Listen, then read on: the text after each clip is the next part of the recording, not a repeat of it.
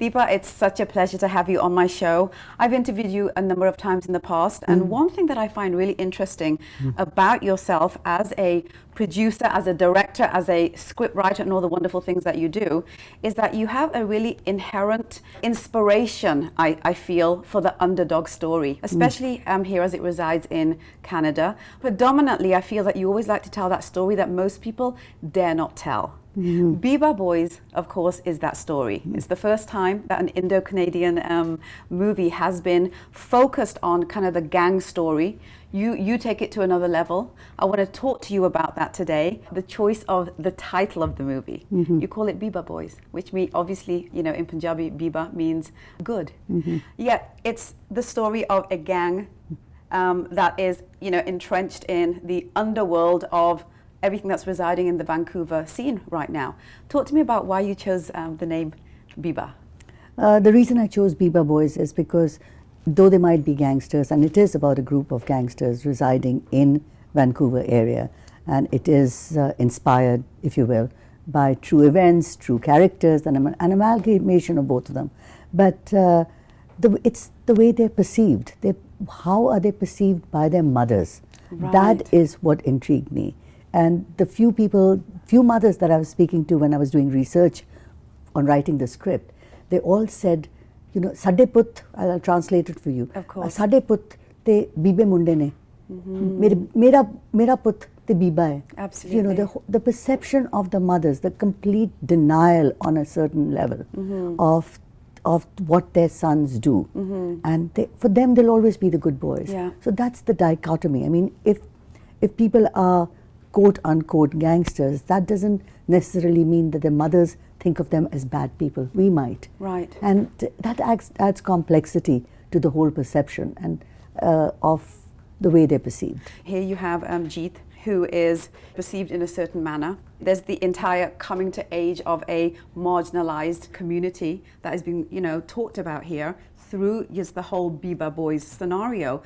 But it's the thing that I find really interesting is that he is a Bieber boy at home. He does take care of his parents. He is a single father. He does want to be Optimus Prime for his son, right? No matter what your child does out there in the world and why they choose to do it, you almost kind of have your impression of them based on how they are at home, how they treat you, how you see them treating family members. So I feel that also adds to the dichotomy of the way that you told the story there. Absolutely. And the thing is that this is a reality. I didn't make it up. And Yes.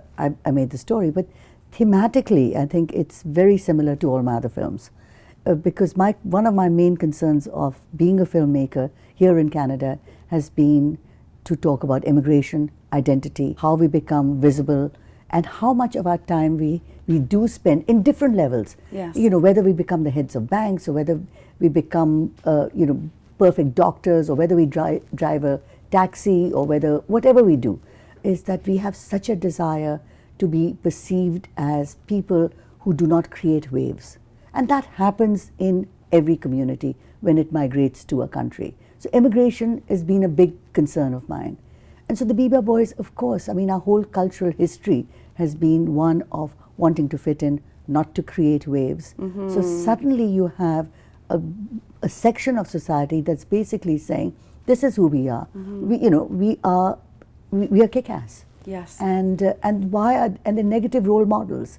So people just don't know. Our community, of course, wants to sweep it under the carpet. Right. But it's a real problem. Yes. We have to deal with it. Yeah. This is it's about drugs, it's about guns, it's about it's about executions, but it's really about all that. Yeah, I totally agree with you. And it's interesting the parallels in all really strong, distinct communities. Of course, everything you're talking about here is a story that's been told in the Italian world. Of course, it's been told absolutely. in the Chinese world. And the Irish world, and the Absolutely. Japanese world, the Yakuza. Yeah. We are just, I think that somebody was laughing, but I think they were right, that crime in a certain way is a first step towards assimilation. Yes. Because And legitimization. Totally. Yeah. And legitimization, Yeah. because we are powerful, we don't give a damn, we want to be seen. We're considered when we are a immigrant community to be marginalized, and we look at ways in which, you know, we want to legitimize ourselves. And I feel that, you know, your movie is a real prime example of one way in which we try to do that, but people haven't talked about it. That's the interesting thing about this. No, they have talked about it. Other we haven't talked about it. And I really do think, Raj, that it's a problem. Yes. I mean, I don't think that I didn't do the film to have one big message, because you see a film and then you imbibe what you want from it. Yes. But I hope, if there's one thing that it says, is that, you know, that we have a problem in this section of our community. And I wish the community would get together and do something about it. Absolutely agreed. You know, it's like a heaven on earth. I mean, I remember making it, which is the film about domestic violence in our community in Canada. Yes. And you know, and somebody said, "Oh, but you know, there's no domestic violence in our community." And I said, unless we talk about it, it's unless we start a dialogue about it, we will not be able to help all those women. And if we care about our youth and care for them not to be in a body bag by the time they're 25, then we better start talking about it. Absolutely. And there's no shame, because every other community has been through it. Absolutely. It's not new. It's not new. Would you say that Bieber Boys is, because, you know, I was reading your director's notes, and it's interesting that you stated specifically that you were inspired you know, by what's happening in Vancouver, and the kind of, you know, just the melting pot of the level that it's got to now, that you wanted to tell this story. What is that story? The story I'm trying to tell, or I hope I've told in Bieber Boys, is the story of what happens to second or third generation Canadians who are not from the dominant section of our society. Yes. And that some of them turn to be cops, and some of them, but a lot of them in a certain area have a historical, where they've been marginalized to such an extreme that the sort of the attraction of power, guns, money, and actually stop being invisible is such attraction that they will do anything to achieve that. And we should be responsible for it. Absolutely. And it's really interesting, Deepa, how you've also extended that even into just kind of like this incredible style that the Bieber Boys have in the movie. That I feel it's an extension of what you're saying, is the wanting to be seen, felt, heard, legitimized. Yeah. No, you know? Absolutely. I mean, you know, when we were doing the film, I mean, there was when you go from being a writer to a director, we started thinking of the wardrobe, and I felt we could go the two ways. We could go, you know, the street clothes, which are velour pants and which gangsters you think about, and you know, gold chains and solitaires, and they are there. Oh, they are absolutely there. And or you could go the way the Italian gangsters look, you know, the slim Italian Armani suits. And I said, oh no, none of this. I want them to wear turbans. I want them to be really proud of who they are, and to have a style which they have established. So they want to be seen. You have, like Jeet Johar says, if you want to be seen, you've got to commit to being seen. Absolutely, I agree with that. So they're unique. Yes, they are unique, but they're the story. Although it's a very I don't want the look. Yes, absolutely. And even though your story is very Indo-Canadian, you know, respective to what we've just been talking about, it's such a universal story, and that's what I love about every single movie that I've ever seen that you've done. Is even though you pull at a certain focus of what you're trying to tell, it's a story that every single community can relate to, because it's something that happens in every single community. You're always able to do that with your movies, and this movie is no different, Deepa.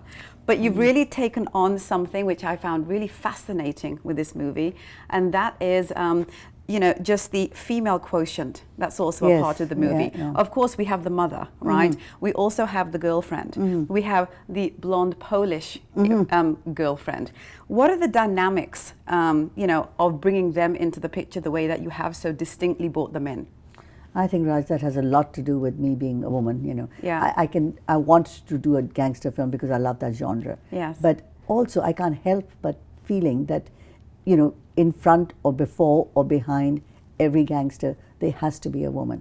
And there is an and they all, for me, a lot of them are very stereotypical. I mean, the exception of the really big ones. But there is something about being rooted in this community and this culture. Yes. You know, it's in a we come from a patriarchal society, but mothers are something that are so revered. Yes. So all the Bieber Boys, but who is the mother?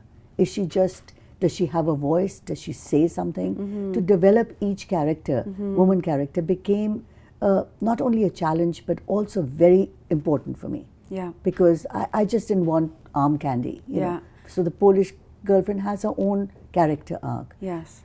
Gia, who plays Choti, is on a totally different trajectory. She is the daughter of a gangster, and everybody expects her to be a man. You know, so she is fighting many of our own prejudices and our own problems. Yeah. So they all became really full-blown characters who had their arcs. In their own right, which really lends to just filling out the feeling that this movie feels like real life, because it's, you know, it's filling in all those gaps. The other thing I found really interesting, Deepa, that I want to share with you is just the not just the relationship, but the role of the father of Jeet. I found really interesting how he, you know, he could still smell the stench of, you know, of history, of his past, and it wasn't leaving him. And I feel that's very indicative also of the immigrant population, the population that comes here, my parents' generation, where they can't seem to let go of the hardships. Yes. They cannot. And it's, you it's a reality. encapsulated that in that one character really effectively. I think, you know, for me, I love Kulbhushan Kharbanda, who's playing the character, and he's done an amazing job. And, you know, the film is, yes, it's a gangster film, but it is about a gangster film that's in a particular culture. Yes. And what is our culture in that sense? An aspect of our culture. It is parents, it's the whole hardship of immigration. So it's a social immigrant drama, but it's also embedded in what I call, and what Jeet calls, that, you know, we are over the top. We are a melodramatic kind of people. Yes. If you can't hack it, you know, buzz off. Yeah. And so it is that our particular humor, our social immigrant drama, our family drama, as well as the gangster. Although they all live together. Absolutely. You cannot have the film which is tonally one. And in fact, when you think of some of the big gangster films, I mean, the most amazing gangster film, when you look at, say, Godfather or Goodfellas or whatever, they all have the same arc. Absolutely. Everything comes from family. Everything comes from the unique culture. Everything comes from not only the family dynamics, but also the in-jokes. That are culturally indicative and specific. And there's no Bollywood dancing, because there isn't. Yes. You know, there is no sort of, it's not airy-fairy immigrant drama. This is hardcore reality of what exists. And that's what fascinated me. Absolutely. And what would you like people to get out of this? Because, I mean, when I say people, who are people? People are those in our community, but also, you know, film goers in general. That, first of all, it's really important to break stereotypes. Yes. And that's important to me. And like in any gangster, you know, these guys are not, they're complex, they aren't one note. And but finally, I mean, I think if there's an adage to anything, I would like to say that crime doesn't pay. You know, power is attractive, money is attractive, having your Lamborghini is attractive, but is it worth it? It's pretty futile. So I feel, I mean, please, just to encapsulate, I feel there is an inherent cultural story that's being told here. There is a, you know, wider universal message in the movie. I also feel that there is a very insular, focus-driven message to the youth as well in our community. Yes, and it's also about the community in large. Yes, it's our responsibility. And yes, it's really wonderful to see ourselves anything else except, you know, marginalized, stereotypical way that we are perceived in the wider dominant culture. Yes. But I think it is also the responsibility of the community at large, not just our community. I think that Canada is wonderful. I love it. Yes. I'm happy to be a citizen, but I think we are one of the most politically correct people. So we would like also to keep our stereotypes of a migrant community alive. Yes. And we will not turn around and say, hey, you guys have a problem. And we are a part of that problem. Yes. So it's not just about the community, it is about everybody else recognizing that we all have to help each other. Yes. You know, maybe it's better. I always used to feel that the multicultural image of Canada, where everybody lives in peace, is actually not right, because everybody lives in ghettos. Right. And perhaps if all of us felt Canadian, then we would all take responsibility when sections of our society, nobody talks about the Hells Angels because they're all white. Right. You You're know, absolutely right. But it is our responsibility. So I feel that this division, our community, yes, we are responsible for it. But we also are a part of the larger world. Absolutely. You know, so I would wish that, you know, many more white Canadians would stop being so politically correct and understand that we are all, you know, we all belong to the same country. I love it. I love it. And on that note, Deepa, thank you so much. That is going to get me into trouble, but that's okay. That's okay. Thank you so much for your time. No, you're welcome. I'm always incredibly excited every time a new way of telling a story that's so specific comes from you, because it always encapsulates so many multifaceted components of the journey of life. And that's what I love about your storytelling. Thank you so much for your time. Thank you.